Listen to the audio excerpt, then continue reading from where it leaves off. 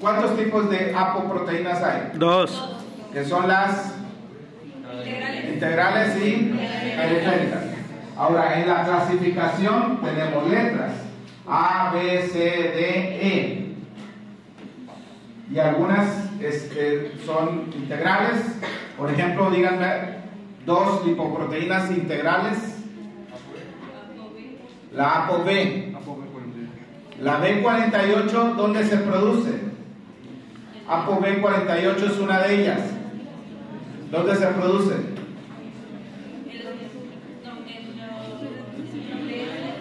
Está presente en los kilomicrones, por lo tanto, ¿dónde se produce ApoB48? En el intestino, en los enterocitos. Y la otra integral sería la ApoB100. Las ApoB son integrales. Las ApoC, por ejemplo, son periféricas. No me sé toda la clasificación, pero por lo menos esas dos les puedo decir con certeza. ¿Cuál es la lipoproteína que lleva el triglicérido del hígado a los tejidos extrahepáticos? La lipoproteína que lleva triglicéridos desde el hígado hasta los tejidos extrahepáticos. No, la lipoproteína. HDL. No la apoproteína. VLDL, la lipoproteína de muy baja densidad. ¿Cuál es la lipoproteína que lleva los triglicéridos desde el intestino hasta los tejidos extrahepáticos? Lipoproteína que lleva desde el intestino hasta los tejidos extrahepáticos. Pero bien, los kilomicrones. Bien, ¿cuál es la lipoproteína que deposita el colesterol en las células extrahepáticas, tejido adiposo? La que deposita el colesterol.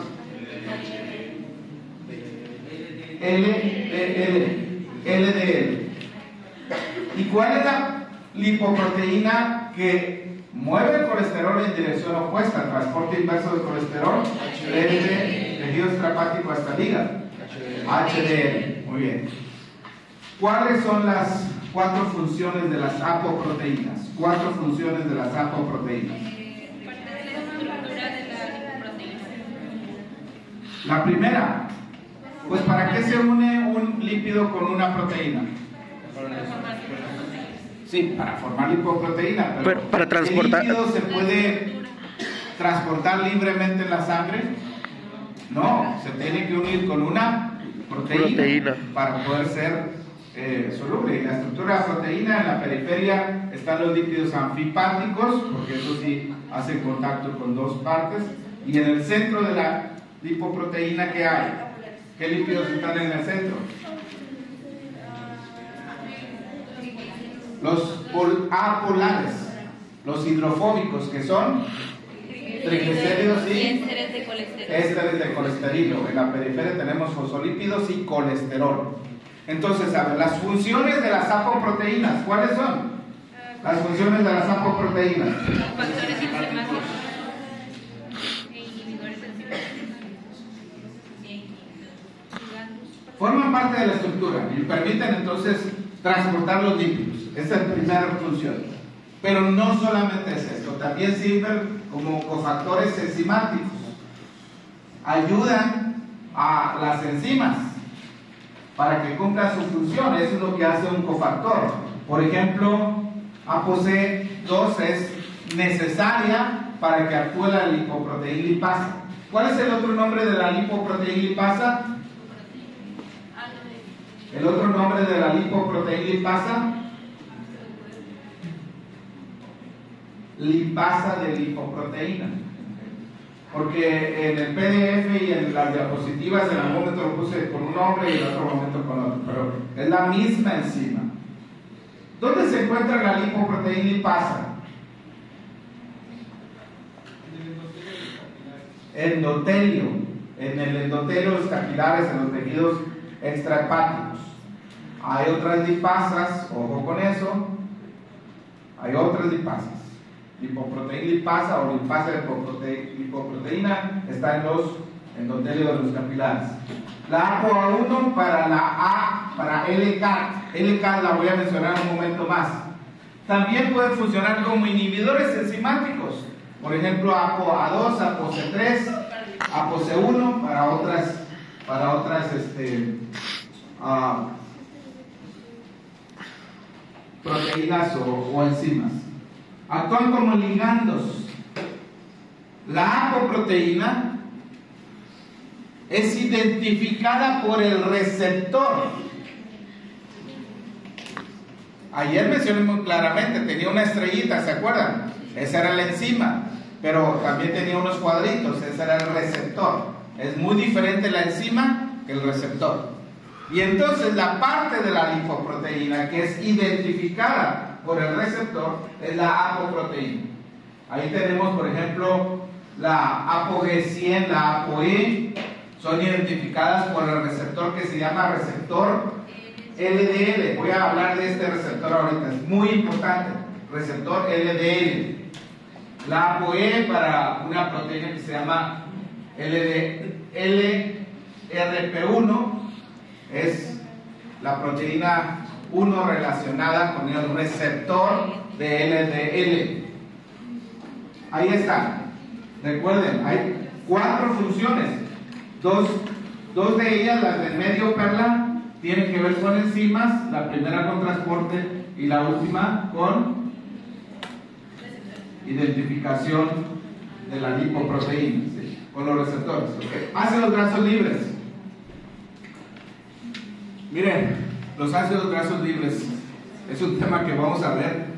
2 temas más de ácidos grasos libres: la síntesis y la oxidación, así por separados. Son 2 grandes temas.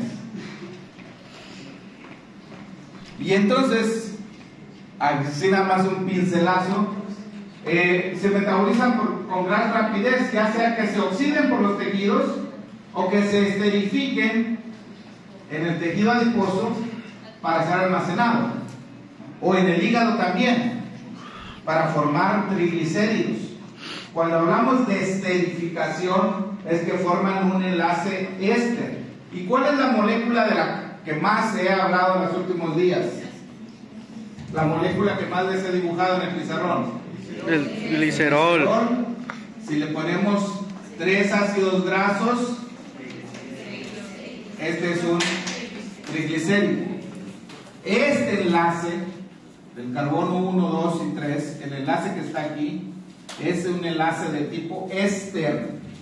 Éster, no éster, sino éster. Así que si decimos esterificación, es la unión de el ácido graso con un alcohol.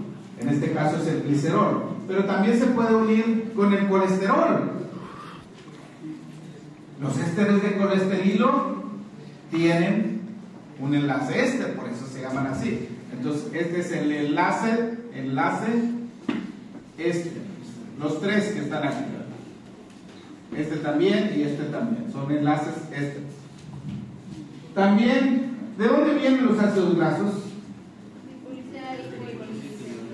La lipólisis del triglicérido en el tejido adiposo. Pues si rompemos el enlace en un borrego, vamos a liberar el ácido graso.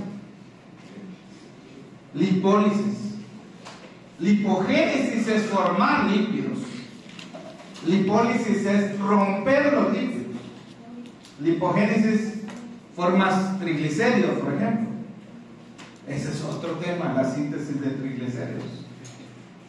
Y lipólisis sería romperlos. Cuando hablamos de la oxidación, por ejemplo, vamos a ver cómo se van rompiendo. También provienen por la acción de la lipoproteína lipasa o lipasa lipoproteína. Ahorita les muestro dónde mero está la enzima, ya lo dijeron. Pero ojo, esto no es realmente el origen dietético ni de síntesis, porque en ese tema que les voy a dar más adelante, los ácidos grasos van a provenir del acetilcoenzima A. Acetilcoenzima A lo van a soñar en su vida. Es una molécula que está en el punto medio, en la encrucijada entre las vías anabólicas y las catabólicas. Por eso es que es central en la bioquímica. Bueno, hay otras moléculas también importantes. ¿A quién se une para ser transportado? ¿A qué proteína? No puede transportarse solo en el plasma, se une a la albúmina. Cuando hay una adecuada alimentación, es decir, que la persona no está en ayuno o que no tiene una falta de insulina, los ácidos grasos están normales en la sangre. Ácidos grasos, apenas un 4%, ¿verdad? Muy poquito. Pero cuando hay ayuno, inanición, o cuando no hay insulina, tenemos un aumento de los ácidos grasos en la sangre. La insulina ayuda a meter a los ácidos grasos a la sangre, perdón, a las células. Ayuda a meter a los ácidos grasos a las células. Miren, la insulina tiene varias acciones. Este tema es de fisiología. ¿Okay? Es hipoglicemiante. ¿Qué quiere decir? Hipoglicemiante.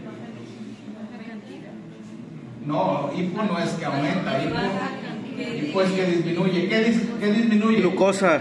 La glucosa, o sea que mete la glucosa a las células.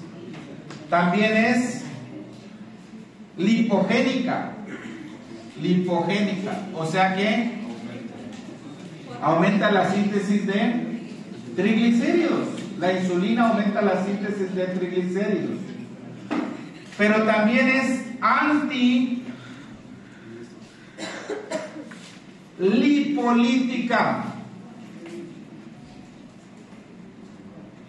Ojo, no le vayan a quitar la LI, porque si le quitan este LI, ¿qué diría? Antipolítica. La insulina no tiene nada que ver con la política. O sea, la insulina evita que se degrade la grasa. Insulina mantiene a los triglicéridos ahí almacenados. Por eso es que cuando no hay insulina, los ácidos grasos se liberan, aumentan en la sangre y la insulina tampoco los puede meter. Miren este experimento en un pobre perrito. Le quitaron ¿qué cosa? El páncreas. ¿Dónde se produce la insulina? En el páncreas. El páncreas. ¿Qué pasó con la glucosa? Si no hay insulina, ¿qué pasa con la glucosa? Se eleva. La curva que está en rojo, pues se eleva. Pero no solamente se eleva la glucosa, ¿qué más se eleva? ¿En qué color está? Azul, muy bien. En inglés lo van a encontrar muy frecuente, FFA. Y también se eleva el ácido acetoacético y el beta-hidroxibutírico, lo que está en verde, ese es otro tema más, cetogénesis. Así que los músculos cardíaco y músculo esquelético van a consumir bastante ácido graso.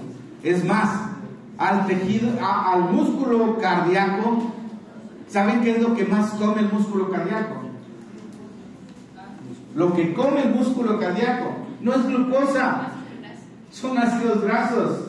Ese es su alimento favorito, los ácidos grasos. Porque se tiene bastante energía, por cierto.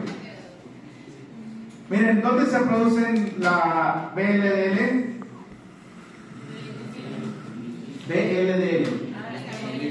En los hepatocitos. HDL en varios lugares, no, en el intestino no. Pero aquí está la comparación, cómo se producen los kilomicrones y cómo se produce BLDL. Noten, una de las primeras cosas que tiene que suceder es la formación de una apoproteína. Como todas las proteínas, en el retículo endoplásmico rugoso, y a esa apoproteína, en este caso es B48 y en el caso de los hepatocitos es B100, se le van a unir los lípidos y entonces ya tenemos la apoproteína. Kilomicrón en los enterocitos, kilomicrón, miren, vean cómo sale. No sale a la sangre, la grasa. ¿Hacia dónde se absorbe? En el intestino. Todo lo que comemos va a los capilares sanguíneos y de ahí al hígado. Pero la grasa se va por el conducto torácico. Los kilomicrones no van inicialmente al hígado, sino van al sistema linfático, que después llega a los tejidos extrahepáticos, etcétera. Pues sí, y los remanentes van al hígado, como lo mostramos aquí.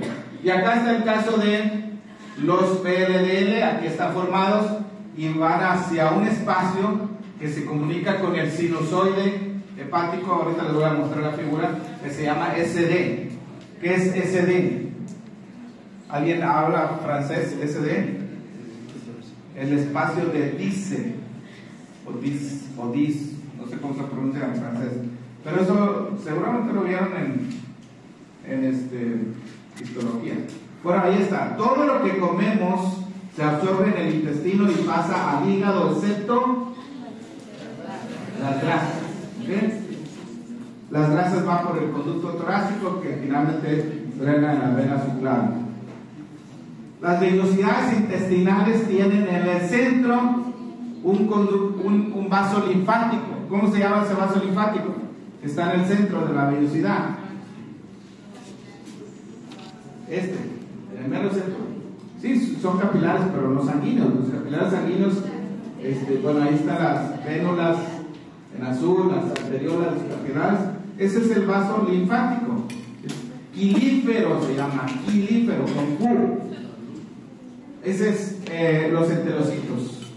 Bueno, los enterocitos están aquí en el borde de la vellosidad. Y aquí está el sinusoide hepático. Que está en morado. Los hepatocitos están aquí. Esas células cúbicas que tienen un puntito negro o más oscuro más bien. Esos son los hepatocitos. Entonces el espacio de Dice, ¿de qué color está aquí? El espacio de Dice está en blanco. Ahí es algo que se mezcla después, va hacia el sinusoide, del espacio de Dice al sinusoide, vena central y a todo el cuerpo. Hay que entender un poquito de la histología, pero por ahora no me preocupa tanto porque vamos a ir, cuando hablemos de la síntesis de los ácidos biliares, sí vamos a ver los detalles de esto. Kilomicrones, entonces es la forma de transportar el triglicérido del intestino hacia los tejidos extrahepáticos. En cambio, VLDL es del hígado hacia los tejidos extrahepáticos. Y esto ayer se los mostré, lo repasamos. ¿Quién era intestino ayer? ¿Quién fue el intestino? ¿Quién la hizo del intestino ayer? ¿Tú? Ya también viendo, pero entonces ahí está el kilomicrón. Vean cómo tiene ajo B48, llega hasta el tejido extrahepático y entonces ahí está la lipasa de lipoproteína o lipoproteína lipasa. ¿Quién era el tejido extrahepático que tenía la enzima? Tú, la estrellita, ¿verdad? Ahí está. Lo degrada y ¿qué se forma? Remanente. ¿Hacia dónde va el remanente? El pueblo remanente al hígado. Tiene un receptor para que se capte y se metaboliza, ¿no? Noten, el kilomicrón nunca llega al hígado. Solo los remanentes llegan al hígado. Y ahí existe otra enzima, no está aquí mencionada, pero se llama la lipasa hepática. Noten, ya estoy hablando de 3 lipasas. La lipasa pancreática para digestión, la lipasa de lipoproteína para